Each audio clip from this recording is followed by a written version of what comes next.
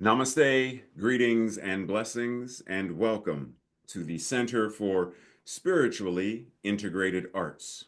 This is our Sunday message, and I am Reverend Dr. Raymont Anderson, the founder and spiritual director of this center. And I invite you to watch not only this Sunday message, but any of our archived messages. I invite you to join any classes or events that we have going on. I invite you to reach out and email if you have any questions.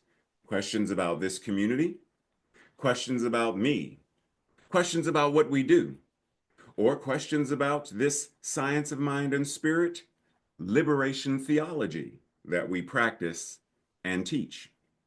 And if by chance you find yourself seeking beloved community with other like-minded beings, even if you already belong, are a member of another community, church, or center, you are more than free to have multiple affiliations wherever you are fed and find community. You are invited. And lastly, feel free to click like, subscribe, and share this or any other message or announcements with others in your circle. And with that, much appreciation, love, and blessings. Enjoy the message.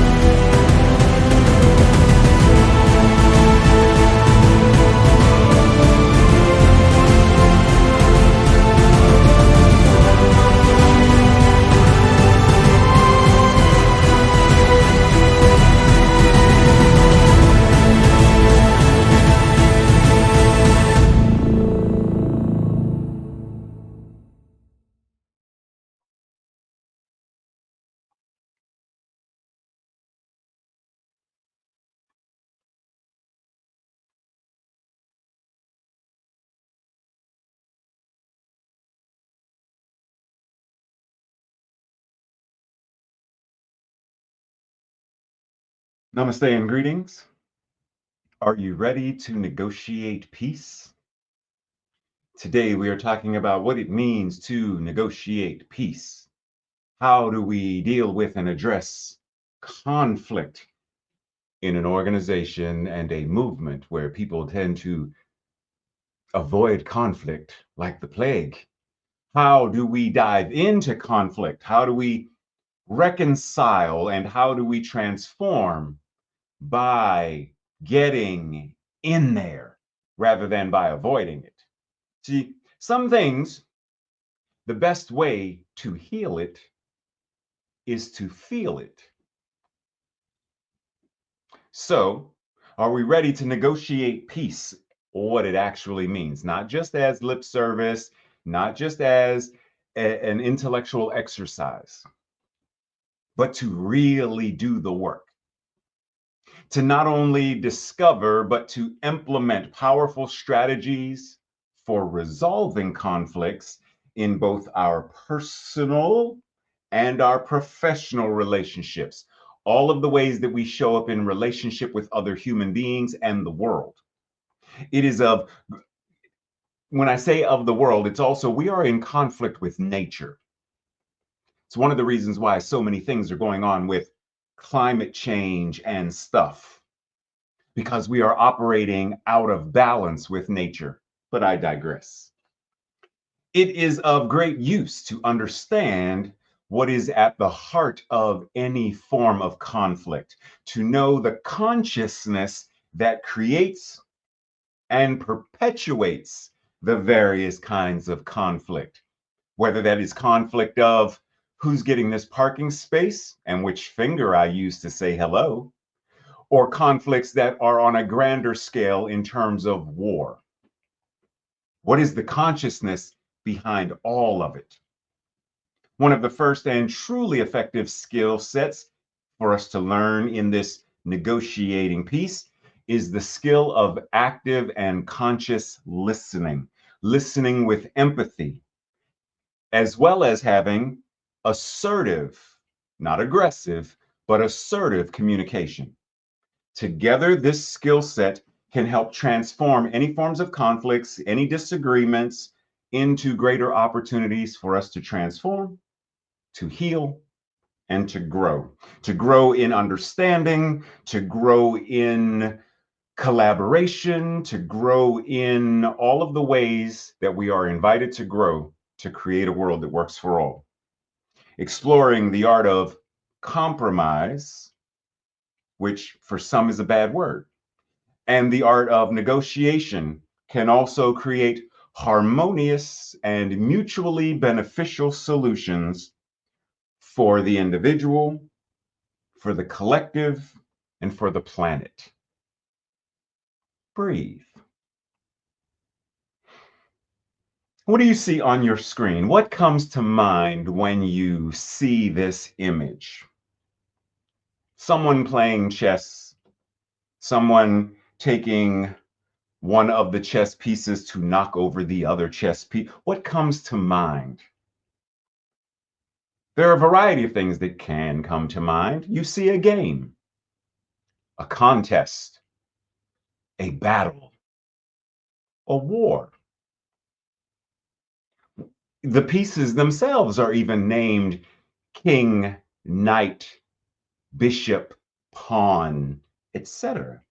It is set up as a conflict, and yet it is a game that is played. Some for fun, some for competition. Competition in and of itself is a form of conflict. Two opposing forces, both seeking to win the game, to win the contest of tug of war, baseball, football, whatever it is. Conflict shows up in a great many ways, but not all conflicts are non-life affirming. So how do we address the types of conflicts that show up that are non-life affirming? What is our invitation in looking at the various ways that people get into conflicts about. People get in conflict about who should have what, who should go to the bathroom where, what books our children should be able to read. People get into conflicts about a great many things. Pause for a moment and think about what are some of the examples, or what are some examples of overt reasons that people get into conflict and covert, the obvious and the not so obvious reasons that people get into conflict. What turns an innocent baseball game, football game of two different teams, two different groups of fans simply enjoying the game to now, because their team is winning, I'm angry. So now I start fussing and cussing, and before too long, we're all in handcuffs. What caused something so innocent to become so overt as violence? What was the conflict? What was the consciousness that showed up as opposition to the degree that it became violence? Simply, just in general, conflict in the broadest sense, disagreement, a clash, a struggle between opposing forces or ideas or opposing interests. It can manifest in various ways, from personal arguments and disagreements to large-scale wars.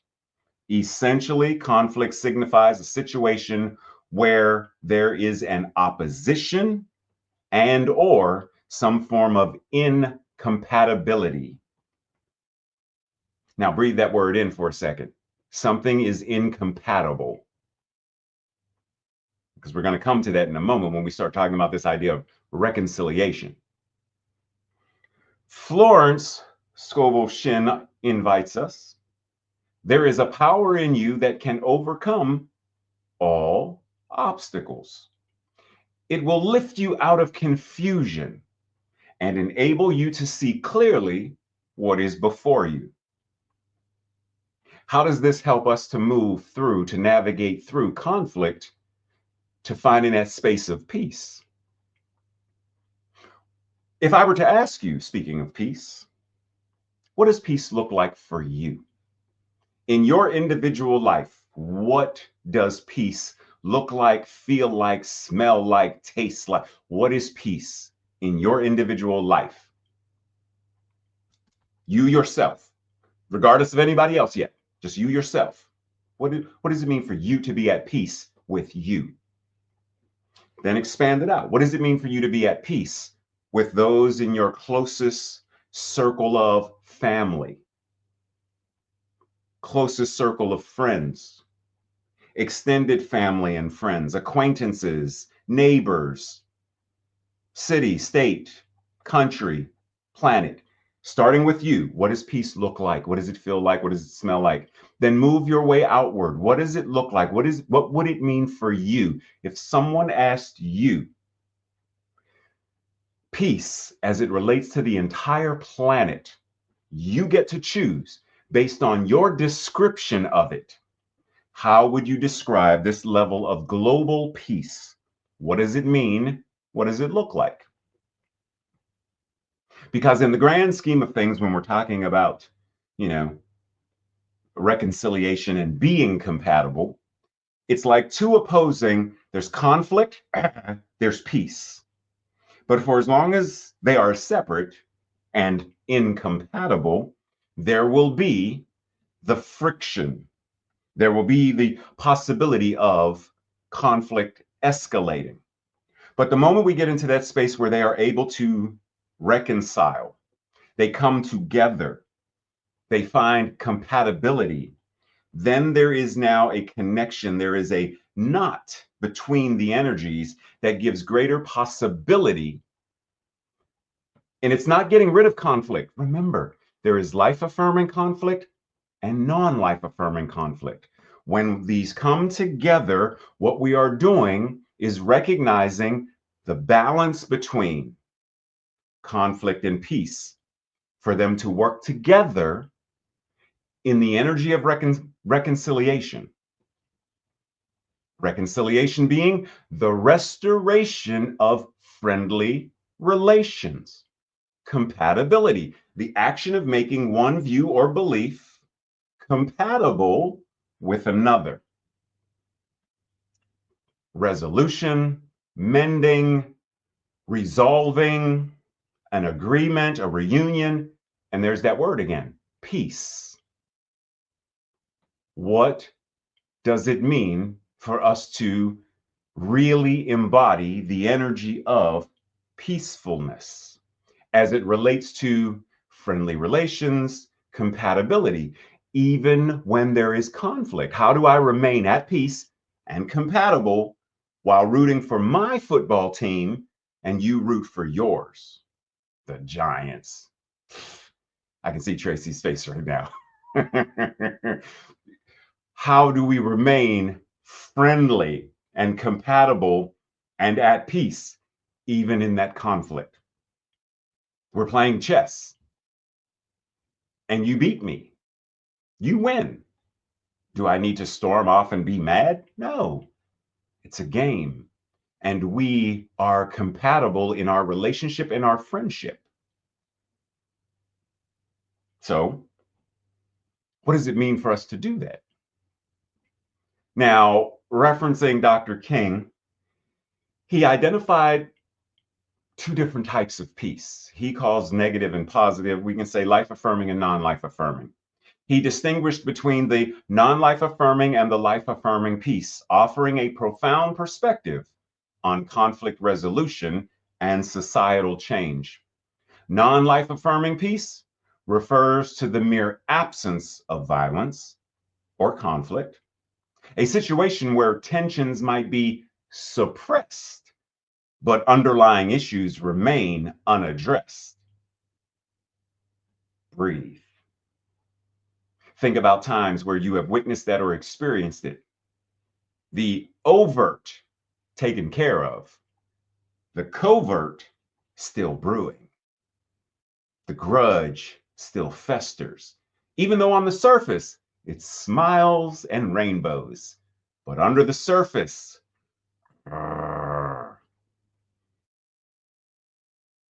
this form of peace, non-life affirming peace, can be fragile, as it does not necessarily resolve the root cause of the discord or the injustice.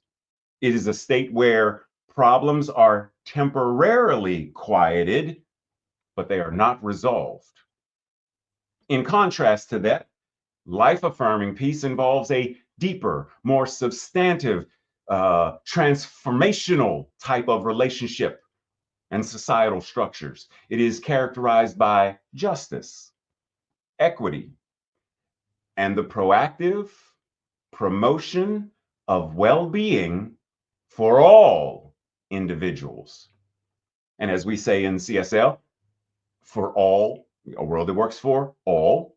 So, proactive promotion of well being for all humans, all of nature, all animals, the oceans, for all. How do we create proactive well being? Life affirming peace seeks to address the underlying cause, the consciousness of conflict, such as systemic injustices and social inequities. And it aims to build a foundation of equity and mutual respect. Life affirming peace often looks different from our traditional spiritual view of peace because it involves setting clear boundaries, something we recently spoke about, holding individuals and systems accountable, and driving meaningful change. This form of peace requires active engagement and action, addressing underlying issues and implementing solutions, which can initially feel challenging or confrontational, but which ultimately lead to deeper, more lasting harmony that isn't reliant on any individual group or oppression of or suppression of anyone or anything. So when we talk about peace, this is the kind of peace we're talking about. We're not talking about just, can we all just get along? Just, fake it till you make it. Just make it, just smile. I know you, just smile. No, let's address the issue. Let's not pretend. Is that not what many of the countries' leaders did, world leaders did, as Hitler was rising to power? They sat comfortably at peace because it's not affecting us. It's not affecting, we're good. Until, that underlying issue, that covert issue is now so overt, this can't be ignored anymore. And we all have to now get involved. So this is the kind of peace we are referring to as we continue this discussion. Jack Kornfield says forgiveness is giving up all hope of a better past. It is letting go and making the choice to find peace and understanding in the present moment, which is essential for resolving conflicts. The present moment, conflicts, the present moment. How do we let go of what was? Now we recognize it, but we don't hold it in a way that says what you should have done on Monday was, but it's Friday now. So what can we do now? How do we change? How do we address? How do we heal now? Part of that is forgiving. Remember the past, but do not bring the energy of it into your today in ways that are going to prevent the very healing. How do you negotiate? As it says, negotiation, a strategic discussion that resolves an issue in a way that both parties find acceptable. Compromise. How do you negotiate with yourself in terms of your memories, your trauma, your joy, your peace? How do you negotiate and say, this is where I am, this is what I feel? How am I negotiating and finding a space where my heart feels the pain of a wrong done to me, though my mind logically can say, treat and move your feet, let go, forgive. That's what Reverend Ray said on Sunday. But the heart is like, yeah, I can't let. How do we negotiate between head and heart and spirit and soul? How do we negotiate between all of the parts of ourselves so that we find that space that is acceptable, that moves us into greater harmony so that we can truly live our lives individually and collectively? There's a show that Tracy and I started watching. We have to go back to it, called Couples Therapy. And the woman that you see on your screen right now, and I specifically put her the spelling and the pronunciation, Dr. Orna Goralnik, is a demonstration of active conscious listening. She demonstrates what this looks like and how she hears not only what's being said, but she hears what's not being said. How are we invited into a space of active listening so that it improves all of our relationships in general, including active listening skills with people who I may never see this person ever again. We both just happen to be at the same gas station at the same time, and they said something to me. Did I listen to them? Or am I just like, yeah, whatever. It's inside. I don't care. Or I didn't quite hear everything they said. Could you say that again? Oh yeah, the restroom. Yeah, if you go in and go all the way to the back, you'll see, where the drinks are and, water and all that. If you go to, it's hard to find, but if you go to the right and then make a left, you'll see it down this hole. They were asking for assistance. They got lost. Do you by any chance know where exit 19 is? Exit 19. Oh yeah. So what you want to do is after you drive out, go about 3 miles down, et cetera, et cetera. Active listening is how we connect versus someone talking to you and you're already thinking, oh man, I wish they would just stop talking. I got something I want to say. But you didn't hear anything that I said, or I didn't hear anything that you said because I'm not paying attention. I'm not demonstrating concern. I'm not establishing and building rapport. I'm not showing empathy. I'm not any of this. I'm not asking questions for clarification, nothing. Then what are we doing? What is the purpose of? So pause for a moment and think about in what way can you increase the muscles of your active listening? How you receive information actively. Side note, we do realize that we do not only listen with our ears, but we listen with our eyes. Even when we are not referring to the deaf community, we listen with our eyes because a great portion of communication occurs visually. We see facial expressions and body language, various cues that we give. Anyone who has studied or spoken about body language, as in people who work for the FBI and do profiling, they will tell you the importance of body language to such a degree that they will say things like, even when you are on the phone with someone who can't see you, you will still gesture. You will still do something visual because it's how your brain communicates with itself.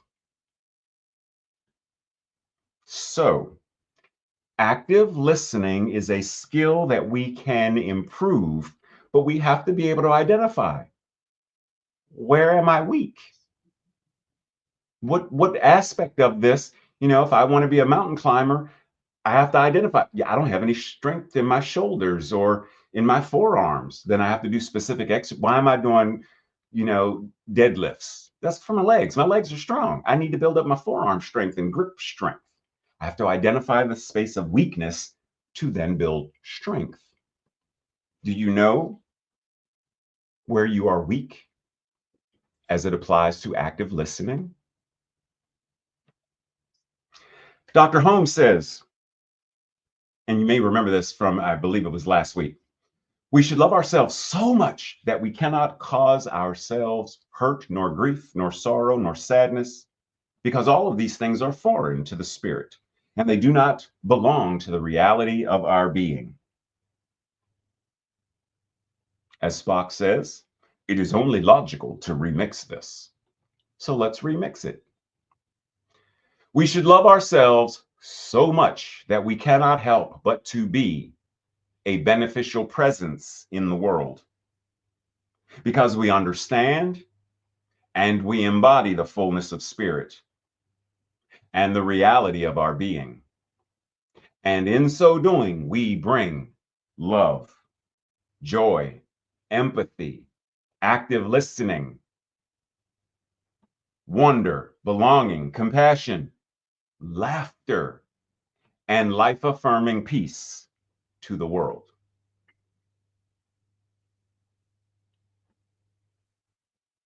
Since Spock started us off, we're going to stick with him for a little bit.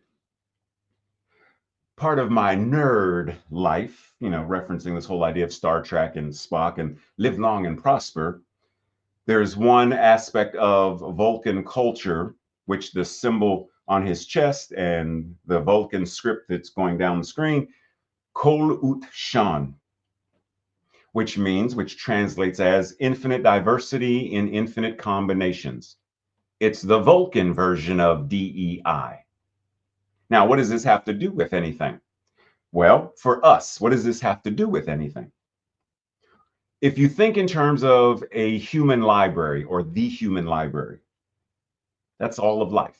Now, there is a specific practice called the human library where people go places and they take out a person to listen to and converse with, to learn about them. What would it be like to have a conversation with someone who grew up during Hitler's Germany? Their parents were placed in a gas chamber,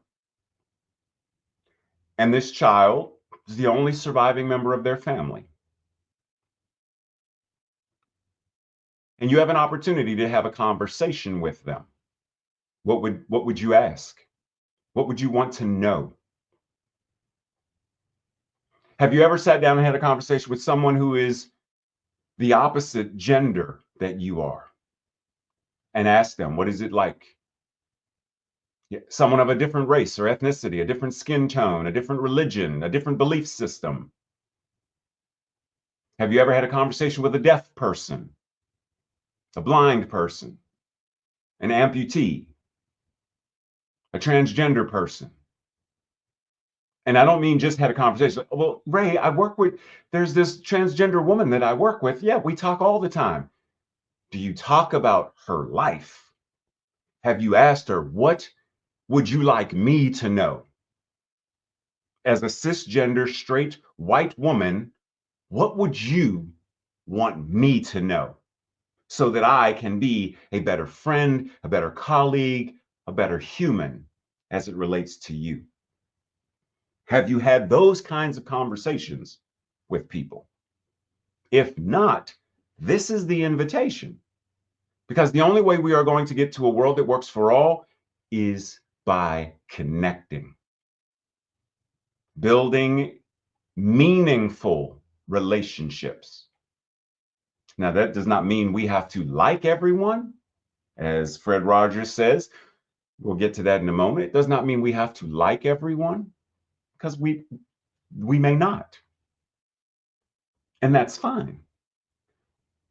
But can I respect them? Can I love them as a divine incarnation of God, even if they're not? Well, we have very different interests. I love to go to the movies and see comedies. They love horror. I don't like horror. I'm not going to the movies with them. That's fine.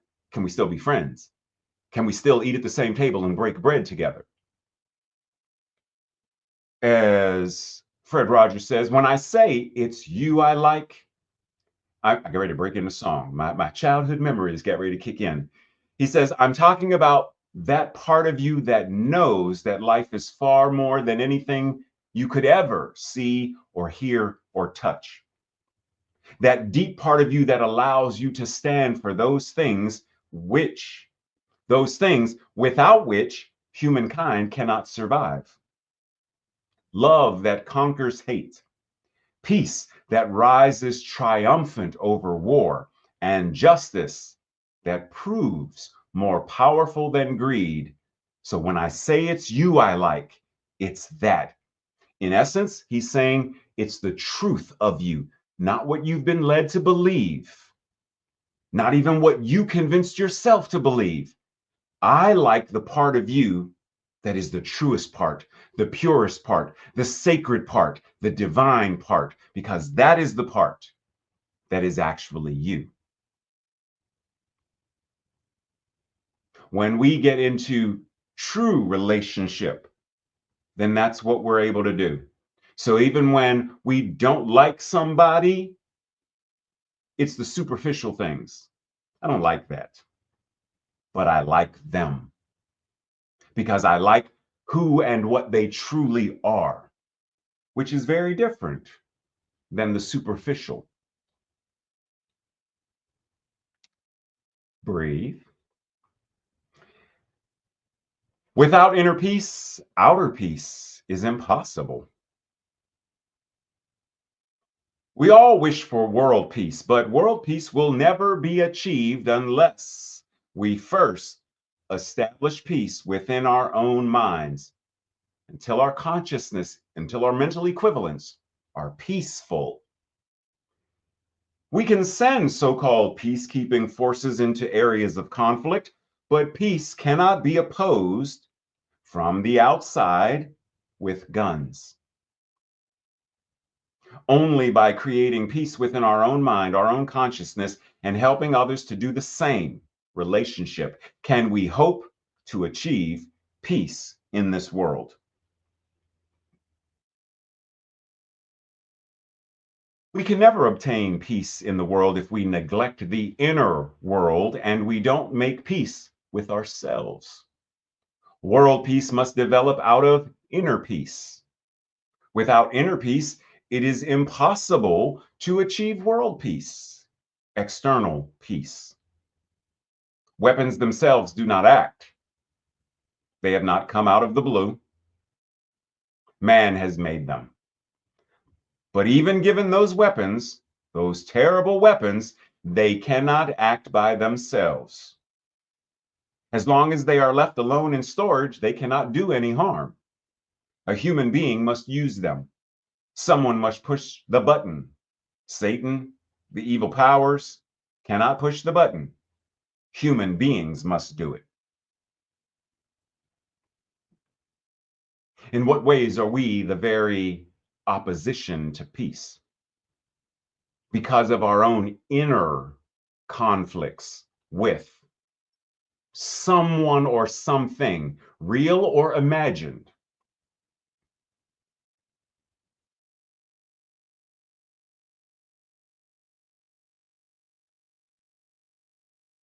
Just asking. Okay. Shalom Melchizedek says, the most empowering thing one can do is give themselves permission to fully love themselves. Often we experience relationships that are toxic, and we block ourselves off from love in all directions, including within. The most important thing to remember is your relationship is the most important thing to remember is your relationship with your being is crucial for yourself and for all other relationships. Do you love yourself enough to be an emissary of peace, no matter what? Now, for those of you who know me or have known me for any length of time, you know that at one point I studied Aikido, and the founder of Aikido, Morihei Ueshiba, said or emphasized the importance of peace through the teachings, through martial arts.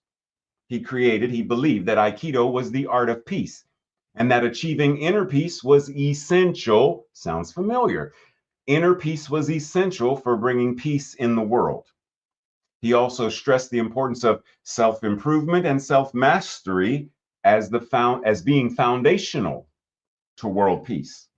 How do we master ourselves to the degree that we point the way and lead others in how to do the same for themselves? Because I can't force someone to be peaceful. I can't force someone. Yes, I could force someone to put a gun down, but it's not changing the consciousness that made them want to pick the gun up in the first place.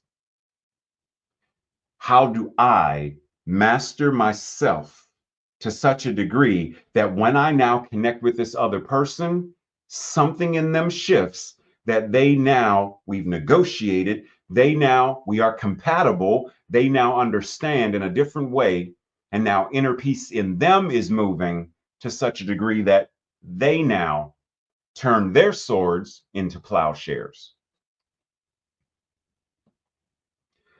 O Sensei says, Aiki is not a technique to fight with or to defeat the enemy. It is a way to reconcile the world and make human beings one family. The art of peace is the principle of non-resistance, because it is non-resistant, It is victorious from the beginning. Now, I know as you look at these pictures and see people getting tossed around, you may be thinking, how is that peaceful? We'll get to that in a second. He goes on to say, those with evil intentions or contentious thoughts are instantly vanquished. The art of peace is invincible because it contends with nothing. Now, you say, what now? So the idea is Aikido gives you the opportunity to take the aggression that someone is moving towards you, blend with it, negotiating the energy, and then move the person in ways where you are controlling them because you are the eye of the hurricane and you have the choice of how you bring them to a space of being still versus someone throws a punch, you throw a punch. They throw another punch, you throw another punch. We're pummeling each other in the head like rock'em sock'em robots, waiting for somebody to hit and the head to pop off. Now we're both bloody and puff eyes, and okay, because we're looking to win. I need to beat you up. Versus Aikido says, I don't want to beat you up. I want to you take your energy and make it so not only that you can't hurt me, but you can't even hurt yourself. So I guide you down and now stop. How do we do that in conflict? That when someone insult, how do we use the Aikido of emotions, the Aikido of intellect? And rather than letting, ow, did you just, you hit me, that hurt. You hit a button. Oh, you called me stupid. It's, oh, insult. Oh, yeah, that's that. As he said, the words that have evil intentions, those contentious thoughts of insult and oppression and slurs, all of that, it's instantly vanquished as a methodology of peacefulness. Breathe and take that in. So I am of a certain age where I grew up and I'm quite aware of who George Carlin is. So I'm warning you in advance in case you are not familiar with George Carlin's mouth and the way that he expresses ideas. He's expressing something that is so clear cut, referencing the idea of using violence as an agent of or tool of peace. Are you ready? If not, close your eyes, turn away for a moment. You've had your chance. George says, fighting for peace is like screwing for virginity. Yeah, breathe that in. I'm not even going, you breathe that one in. And moving on. Several people have referenced ideas of peace. Mother Teresa, if we have no peace, it is because we have forgotten that we belong to each other. Dr. King, peace is not merely a distant goal that we seek, but a means by which we arrive at that goal. Albert Einstein, peace cannot be kept by force. It can only be achieved by understanding. Jimi Hendrix, when the power of love overcomes the love of power, the world will know peace.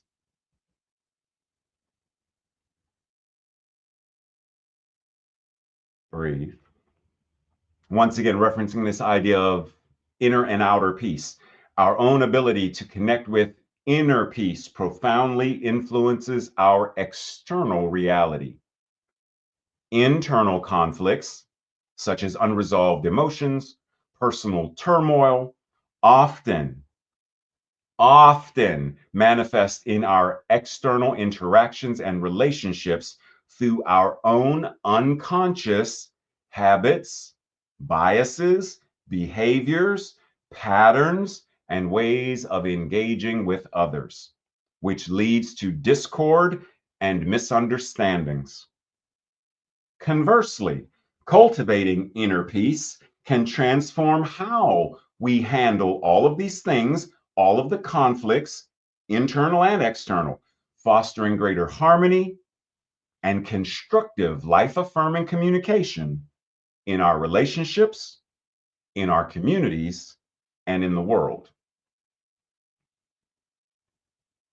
Yes, today is a nerd day. We had Spock, now we got Yoda.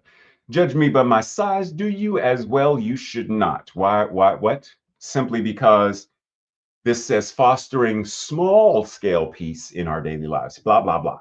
Size doesn't matter. Fostering peace in our daily lives through practices like mindfulness, self awareness, empathic communication can, and in many times does, ripple outward, impacting larger societal and global issues. When we address internal conflicts and nurture a sense of calm and understanding within ourselves, we create a foundation for peaceful interactions with others. This localized peace can then inspire and influence those around us, contributing to the broader cultural shift towards global harmony, cooperation, and a world that works for all. How, in the midst of a busy life, how, in the midst of all the stuff that's going on in the world, how do you foster peacefulness in your life? What is your method? Are you invited to upgrade it? Or is it working fine for you? How easy is it for the current presidential administration to unsettle you? And if they knock you off balance, how quickly do you regain balance? Because it's not about never losing our balance. That happens. It's not about never dropping something. No, it's about how resilient are we, and how quickly we restore ourselves, how quickly we re-regulate ourselves back to that space of peacefulness and harmony. What do we do when triggered?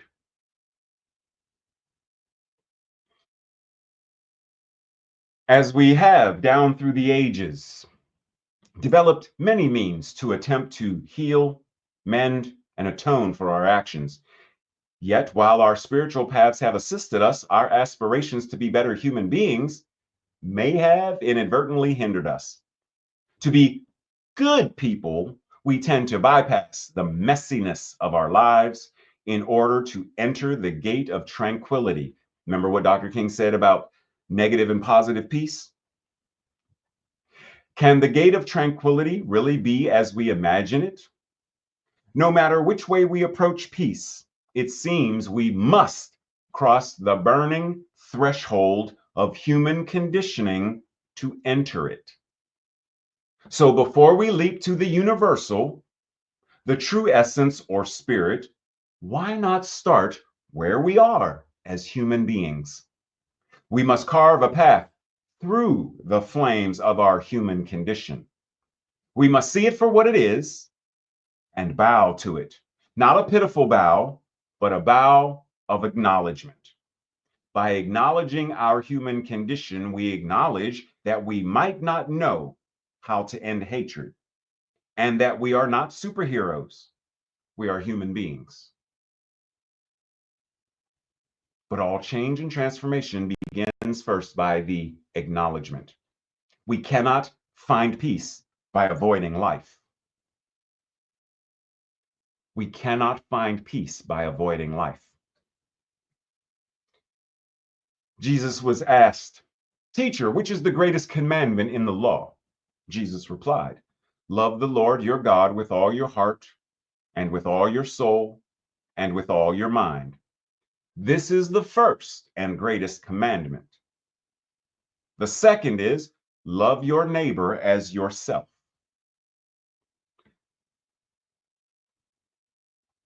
Love your neighbor as yourself. Do you love yourself? To what degree do you love yourself? Because the love you have of and for yourself should reflect. If you love God, then you love you. If you love God, then you love them. If you love God, then you love the other. If you love God. If God is all there is, then you love all of what you claim to love as God, including you. Do you love yourself with that degree of reverence and honor? If not, this is your invitation. If so, keep doing it till it ripples out. The Science of Mind and Spirit 4.0 offers us a means and a method to reconcile and attune ourselves to the truth of our being. A truth that declares when I know who and what I am and what I am capable of as an incarnation of God, and that this is true for everyone, then I and we can collectively transform and heal the world, thereby creating peace on earth and goodwill to all. Science of Mind and Spirit 4.0 grants us the ability to embody the art of peace with such creative authority that our presence in a room, in a building, or in a city ripples out with the irresistible cosmic power of love.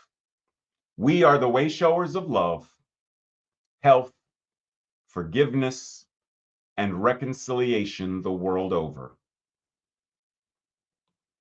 Breathe. This week's affirmation, our declaration, I'll say it first, and if it resonates with you, say it with me the second time. With empathy, active listening, and open communication, I move through conflicts and move toward lasting, healing peace. Together. With empathy, active listening, and open communication, I move through conflicts and move toward lasting, healing peace. And so it is. This week's journal questions or Thursday night study questions. Number 1, what types of conflicts have I found myself in? How were they resolved? And if they weren't, what was the reason? How do I foster both inner and outer peace in my daily life? How might the collective consciousness be shifted regarding weaponry and war as a peacekeeping tool?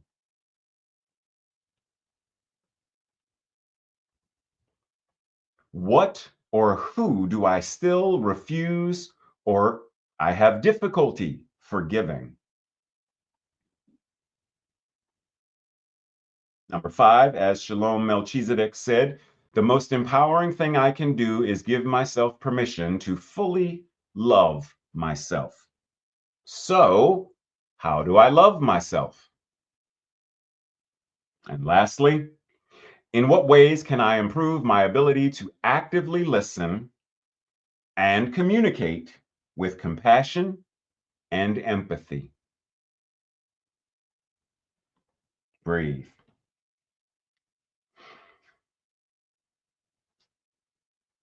So we enter into that space of the infinite knowing, knowing that this life-affirming peace, this ability to reconcile conflict, to reconcile all of the discord and disharmonies in the world, exists right here, right now, within my mind. There is only one mind, and that mind is God. So my mind is that mind, which means within that mind, the answer, the solution, the resolution must already exist. War was created by the mind of man. Discord of oppression, whether it's segregation or genocide, are all created by the mind of mankind.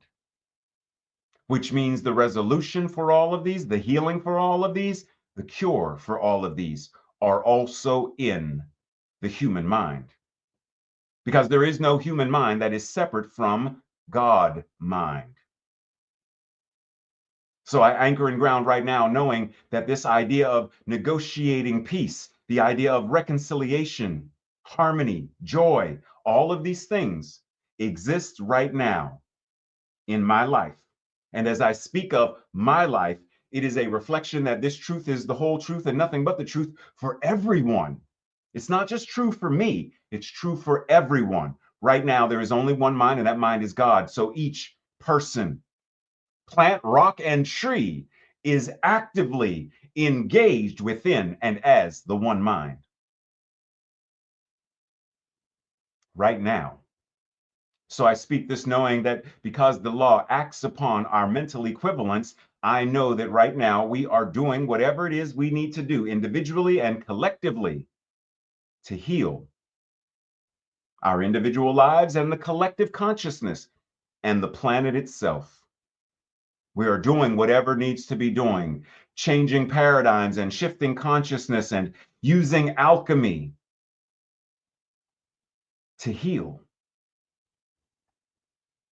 to transform, and to manifest truly life-affirming peace and harmony that only exists in a world that works for all. Knowing that it is already done and now is simply the time to do it, to live it. I stand back and marvel at the magnificent way that I and all do precisely that. For we are the way showers, those who hold the prophetic vision and action that create peace on earth, goodwill to all, right here and right now. And so it is. And so it is. Namaste, blessings, much love and appreciation. We're approaching June, which means I will be starting up with more classes and stuff soon. So stay tuned for announcements, unless they've already been sent, which they may have been, of what books and stuff we're starting on Wednesday nights, other classes and things that are coming. Stay tuned. Other than that, I will see you soon. Blessings.